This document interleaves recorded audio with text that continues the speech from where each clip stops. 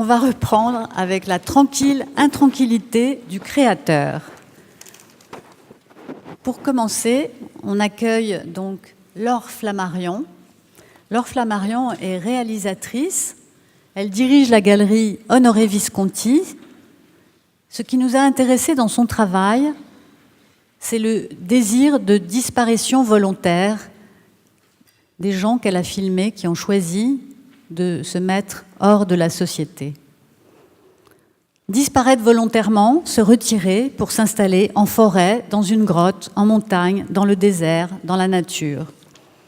À l'image de Rip Van Winkle, de Washington Irving, ou même de Walden, dont vous parlez dans La vie dans les bois, ou même de Sylvain Tesson, qui se retire pendant 6 mois, seul dans une isba, en Sibérie, au lac Baïkal.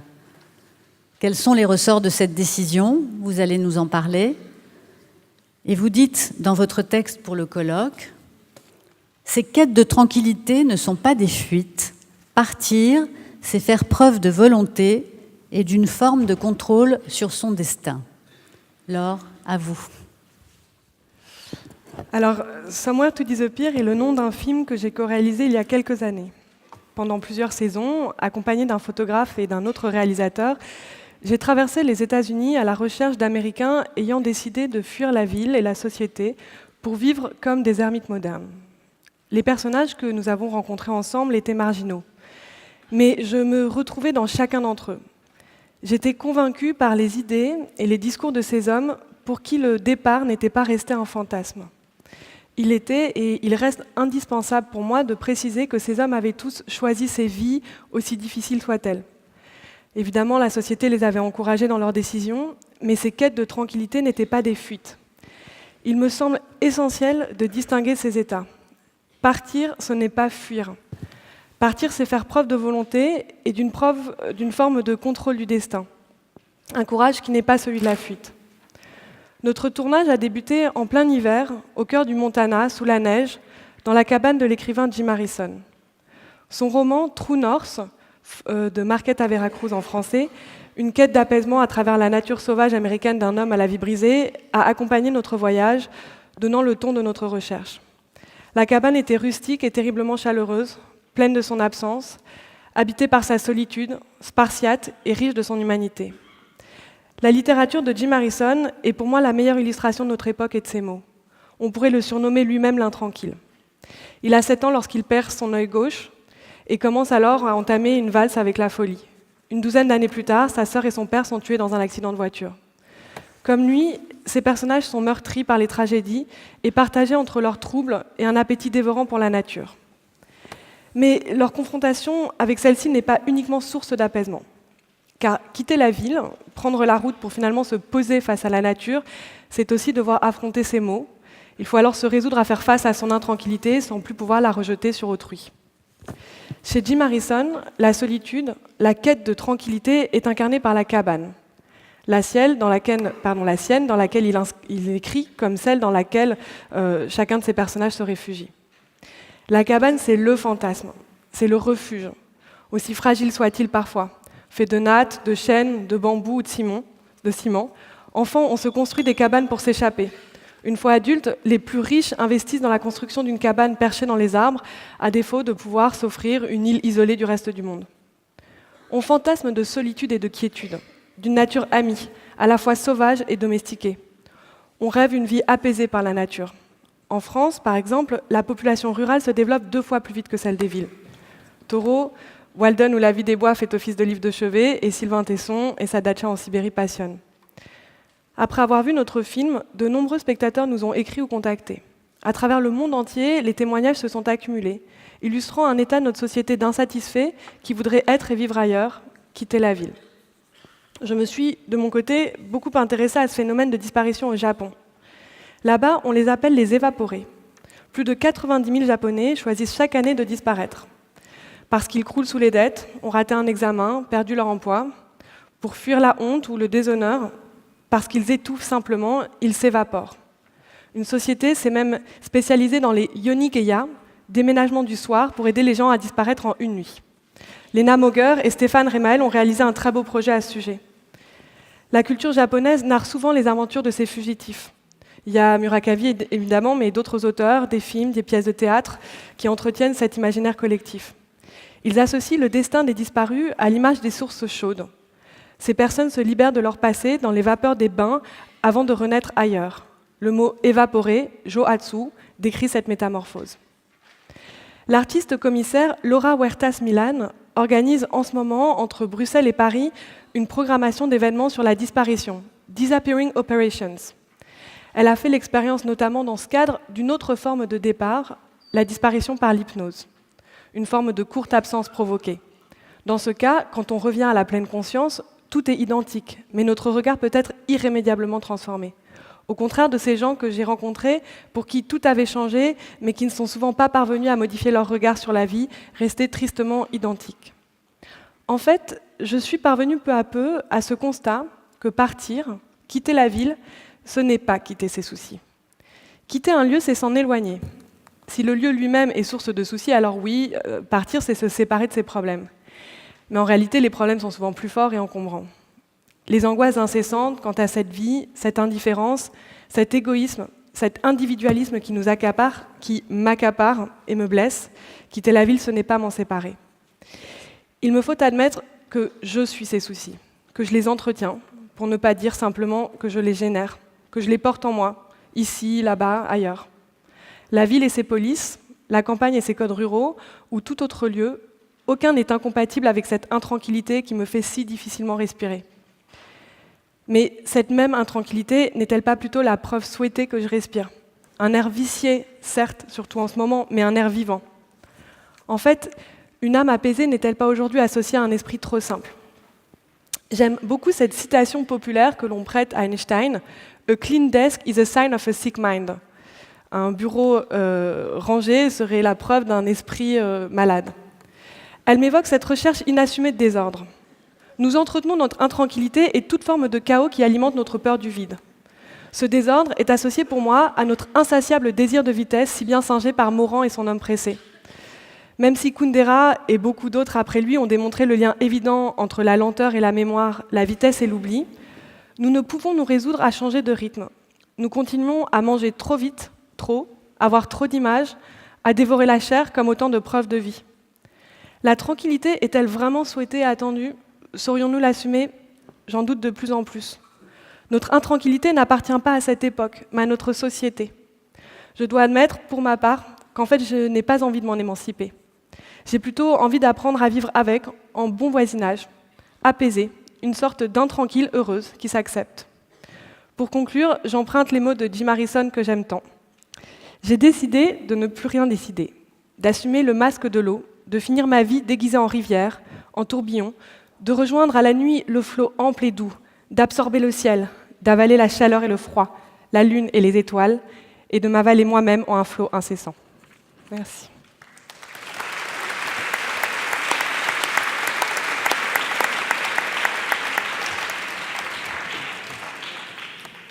Bon, on finirait par arriver à la conclusion que personne ne veut de la tranquillité. Et en tout cas, moi, c'est un paradoxe. Ouais, j'ai eu cette impression d'être, sauf exception, à une sorte de comité des intranquilles anonymes, en fait, depuis tout à l'heure. Oui, je pense que c'est un état, et c'est ce que disait Maëlys tout à l'heure, c'est un état, en tout cas, pour ma part, que je pense, en tout cas maintenant je l'assume, que j'entretiens. Et je pense que je ne suis pas la seule ici, apparemment. Alors, cette histoire de disparition qui nous a beaucoup intéressés, ces disparitions volontaires, qu'est-ce que vous pourriez en dire dans les motivations, puisque vous dites que ce n'est pas une fuite, c'est pas un retrait, c'est pourquoi? C'est pour répondre à cette question antique, comment vivre? Je pense, en tout cas pour les Américains que j'ai rencontrés dans mon film, que quand ils fuient la société, ils fuient ces codes. Mais ce qui les fait partir, c'est quelque chose, c'est plus une quête, c'est une volonté de prendre sa vie en main. Et c'est vrai qu'on a beaucoup présenté le film à travers le monde. Et j'aimais bien, certains des personnages qu'on a rencontrés sont quand même assez particuliers, parfois un petit peu effrayants. Mais en fait, moi, je me suis beaucoup attachée à chacun d'entre eux, et comme je le disais, c'était très important d'y dire que je me suis en fait retrouvée dans chacun d'entre eux. Et en fait, pour moi, c'était des hommes courageux. Et c'est pour ça que le terme de fuite et celui de courage, j'ai du mal à les associer. Et donc, je préfère parler de départ. Mais en fait, à la suite des projections, on me disait régulièrement, on venait me voir pour me dire, mais moi, en fait, je me pose la question depuis longtemps. Sachez que, je montrais ça à une amie, il existe beaucoup de manuels de disparition et un how-to. Donc, si vous googlez comment disparaître, c'est expliqué en 10 étapes de façon assez construite et assez réaliste. On évoque aussi beaucoup la difficulté concrète de disparaître. Et d'ailleurs, c'est quelque chose que j'ai découvert à la suite de ça, parce que j'ai aussi fait une exposition sur ce sujet-là. Il y a beaucoup de personnes qui réfléchissent, artistes ou informaticiens ou scientifiques, sur la notion de disparition aujourd'hui, parce qu'avec Internet, en fait, c'est devenu très compliqué. Avant, on brûlait son passeport et puis on n'avait plus l'identité. Aujourd'hui, on continue à exister, même quand on ne le veut pas, en fait, sur la toile. Donc, je réponds un peu en... Finalement, la question, vous ne répondez pas, au Ouais. fond. Pourquoi on veut disparaître? Pourquoi on veut disparaître? Mais rester en vie, hein? Ouais, Pourquoi on veut disparaître? bien sûr. Ouais, parce que le suicide, on en avait parlé, m'intéresse beaucoup, mais c'est une autre problématique. Je pense qu'on veut disparaître par liberté, en fait, par goût de la liberté. Enfin, moi, je vois ça comme ça. Je pense qu'on est soumis à de plus en plus de codes et qu'on se veut des sociétés qui vont vers une forme d'ouverture. Bon, quotidiennement, on doit se battre pour maintenir ces ouvertures-là. Mais en fait, on impose des codes de plus en plus nombreux. Et je pense que c'est ces codes-là qui font que les gens étouffent et qui veulent s'en libérer. Et la disparition, en fait, c'est une forme de rupture pour moi avec les codes. Oui, c'est ça, c'est de l'ordre du refus. Ouais. Au fond, on décide de s'en aller parce que ça ne nous convient pas, Voilà. ça ne nous convient plus. Mais ce qui est vrai, c'est que ça ne résout pas forcément le trouble intérieur qui n'est pas toujours lié à ces codes. On ne part pas parce qu'on a peur de son intranquillité. On va la retrouver de toute façon là-bas. Voilà, en tout cas, moi, c'est le sentiment que j'ai eu en rencontrant ces personnages. C'est que je ne les ai pas sentis apaisés du tout. Ah bon? Non. Vous disiez que vous avez rencontré des gens très effrayants, c'est-à-dire? C'est-à-dire que, bon, ces personnages, j'essaye de pas... Aux États-Unis, on emploie le terme weirdos pour les gens un peu spéciaux. Certaines des personnes que j'ai rencontrées étaient vraiment des marginaux dans le sens le plus profond du terme, qui ont perdu tout contact avec la société et qui, pour la plupart du temps, ont perdu tout contact avec les femmes. Aux États-Unis, pas en France, mais dans un souci d'égalité et de parité, on m'a beaucoup reproché de ne pas avoir montré de femmes dans ce film. Et j'ai dû expliquer à plusieurs reprises que je n'ai pas rencontré de femmes et que je n'ai pas eu envie d'en fabriquer pour répondre à cette parité. Mais ce qui est vrai, c'est que ces hommes, ils fuient souvent, particulièrement les femmes. Et c'est assez rare, par exemple, qu'ils partent en couple, à part les Mormons, mais c'est encore une autre histoire, mais c'est des hommes qui partent seuls. Et il m'est arrivé plusieurs fois qu'on ne veuille pas me parler pendant le tournage, voire pas forcément me regarder, parce que j'évoquais un monde révolu, en fait. D'après vous, pourquoi il n'y a pas de femmes? Alors, c'est bizarre parce que, en fait, je travaille en ce moment sur les collectionneurs. Et je peine aussi à trouver des femmes. C'est un appel. Et je rencontrais quelqu'un il n'y a pas longtemps à qui je disais, voilà, si tu pouvais vraiment trouver une femme pour moi, parce que j'ai envie, pour le coup, là, je me sens, je prends cette problématique en main. Il me dit, mais la collection, c'est pas féminin, parce que c'est un truc de malade. Et en fait... Encore une fois, là, je me contredis un peu parce que je ne pense pas du tout que les collectionneurs soient des malades. Je pense que c'est une fois de plus des gens libres, en fait, qui assument leur passion. Et je fais lien entre les deux parce que les gens que j'ai rencontrés, c'était des gens libres qui assumaient leur passion. Peut-être que les femmes sont moins libres, je ne sais pas. Ou peut-être que finalement, elles peuvent assumer leur passion sans avoir à partir. Je ne me risquerai pas sur ce débat maintenant parce que je pense qu'il nous emmènerait très loin. Mais si on revient sur cette question qui nous occupe ici, de l'intranquillité, il me semble que la disparition est enfin, on en a en tout cas un certain nombre d'expériences à travers la fiction. C'est un motif d'écriture. Je sais pas, on pense à Villa Amalia de Pascal Quignard, par exemple, qui raconte justement tout le processus que fait une femme pour disparaître. On peut penser à des films qui ont été adaptés d'histoires réelles, comme Into the Wild, et j'en ai quelques autres dans la tête. En fait, c'est quand même des histoires qui se terminent très mal. Et du coup, ne risque-t-on pas de faire de ce thème de l'intranquillité qui pousse quand même à partir. Je veux dire, le refus n'est pas du côté du bonheur et de l'harmonie. Cette intranquillité pourrait être romantique quand elle s'incarne dans la disparition, romanesque, est en fait un piège et une impasse, non ? Bon, moi, personnellement, j'ai envie de foutre le camp, en tout cas. Je pense pas que je trouverai le bonheur, mais je pense que je trouverai une forme de satisfaction dans une réflexion que j'ai envie d'avoir, encore une fois, loin de contraintes et de codes.